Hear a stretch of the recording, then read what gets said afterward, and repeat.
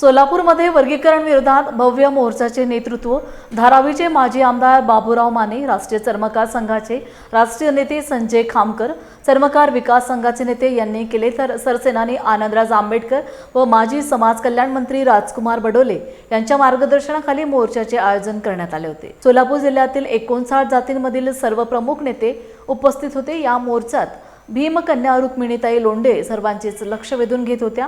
यावेळी जिल्ह्यातील हजारो कार्यकर्ते, महिला मोठ्या प्रमाणात उपस्थित होत्या।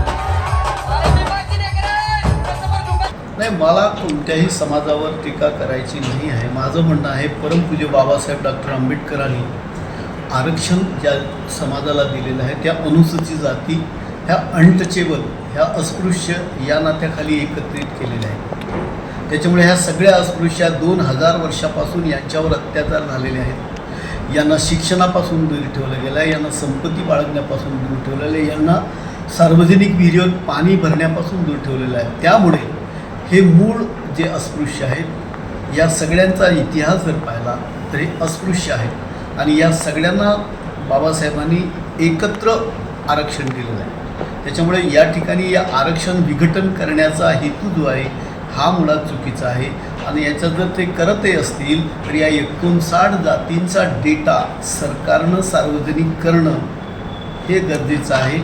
याच्यात महाराष्ट्रामध्ये महार समाजाची 61% लोकसंख्या आहे।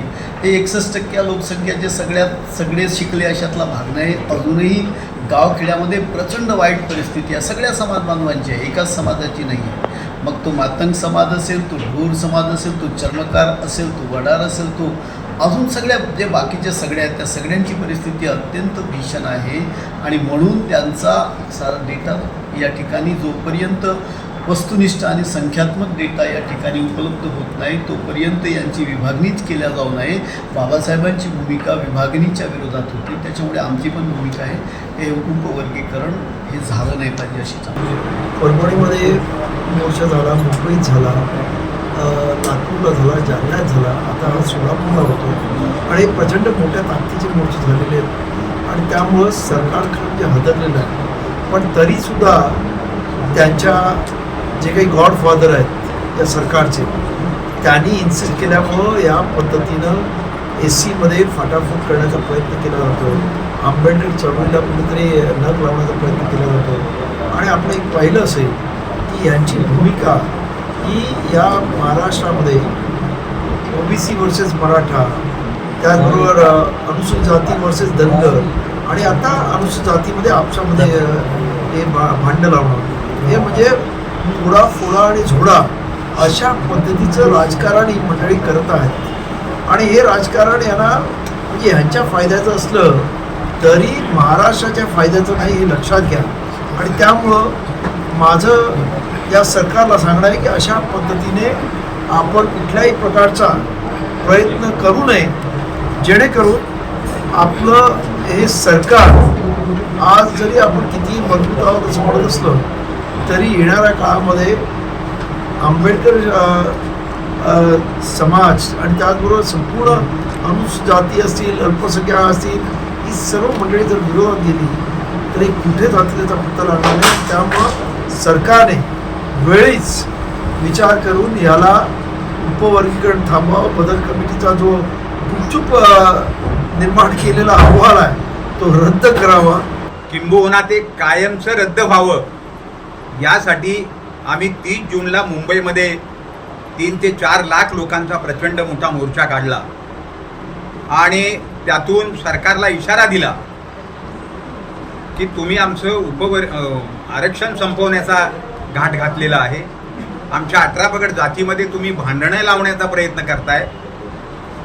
एक तर आता नोकऱ्या संपलेल्या आहेत, खाजगीकरण मोठ्या प्रमाणात वाढलेलं आहे। अशा अवस्थेत ज्या टोपल्यात भाकरीच नाहीत त्या रिकाम्या टोपल्यासाठी तुम्ही आमच्यामध्ये भांडणं लावण्याचा जो प्रयत्न करताय तो प्रयत्न करू नका। उपवर्गीकरण हे 59 जातीपैकी कोणालाही नको आहे।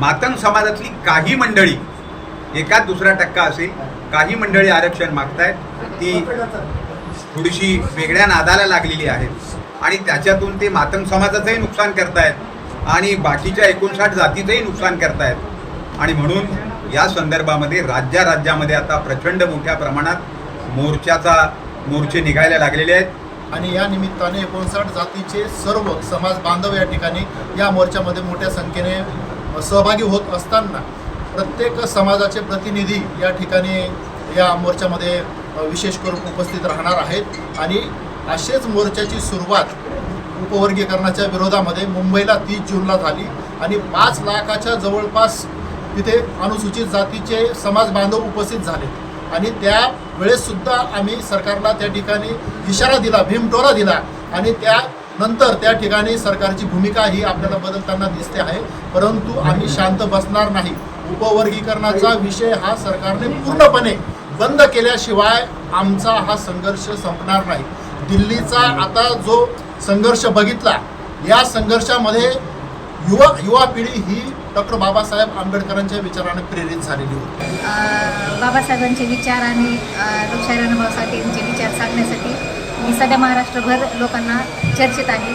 तर आरक्षण उपवर्गीकरणाचा हा जो महाराष्ट्र शासनाने घाट घातलेला आहे, तर ह्यासाठी माझा हा प्रयत्न आहे की माझा समाज जो बुद्ध समाजापासून दूर जात आहे तो कुठेतरी एका ठिकाणी यावा, ह्याच्यासाठी हा माझा छोटासा प्रयत्न आहे. आणि मनुवादी सरकारने जो भावाभावामध्ये एक मतभेद करण्यासाठी जो आरक्षण हा विषय समोर आणलेला आहे, हा कुठेतरी मला वाटतं की व्यवस्थित नाही. त्याच्यासाठी माझे प्रयत्न आहे की माझ्या समाजामध्ये परत एकदा बाबासाहेबांचे अण्णाभाऊ साठेंचे विचार रुजवावेत. येणाऱ्या पिढीमध्ये, भविष्यामध्ये सर्व मुलामुलींमध्ये बाबासाहेबांचे अण्णाभाऊ साठेंचे विचार रुजू होण्यासाठी माझा छोटासा